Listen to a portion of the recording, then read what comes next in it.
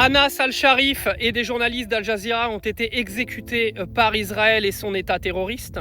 Donc maintenant, Israël peut tuer des journalistes de grandes chaînes de télévision sans aucun problème, avec toute légitimité.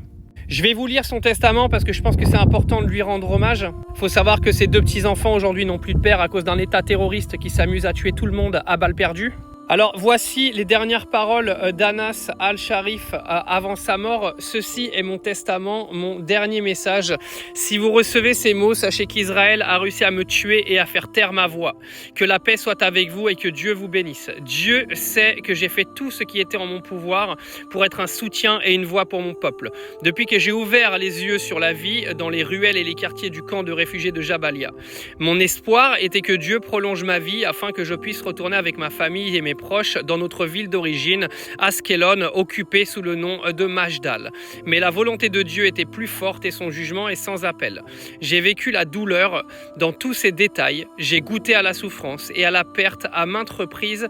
Malgré cela, je n'ai jamais cessé de transmettre la vérité telle qu'elle est, sans falsification ni déformation, afin que Dieu soit témoin de ceux qui se sont tus et ont accepté de nous tuer, de ceux qui ont étouffé nos souffles et dont les cœurs sont restés insensibles à la vue des corps de nos enfants et de nos femmes, et qui n'ont pas mis fin au massacre dont notre peuple est victime depuis plus d'1 an et demi.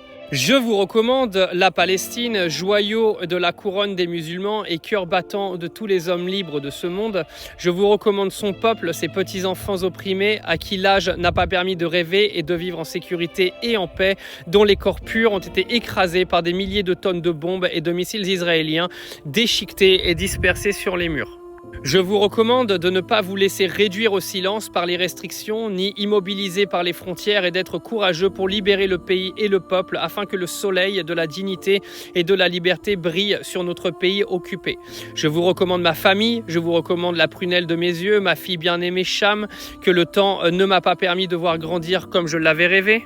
Je vous recommande mon fils, cher Salah, pour lequel j'aurais souhaité être un soutien et un compagnon de route jusqu'à ce qu'il devienne fort, qu'il prenne le relais et qu'il achève la mission. Je vous confie ma mère bien-aimée, dont les prières m'ont permis d'arriver là où je suis aujourd'hui et dont les invocations ont été ma protection et sa lumière mon chemin.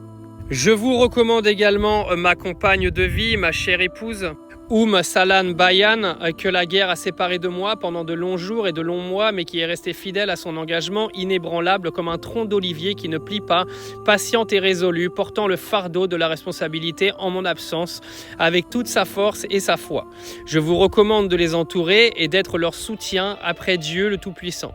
Si je meurs, je mourrai fidèle de mes principes. Et j'atteste devant Dieu que je suis satisfait de son jugement, que je crois en sa rencontre et que je suis convaincu que ce qui est auprès de Dieu est meilleur et plus durable.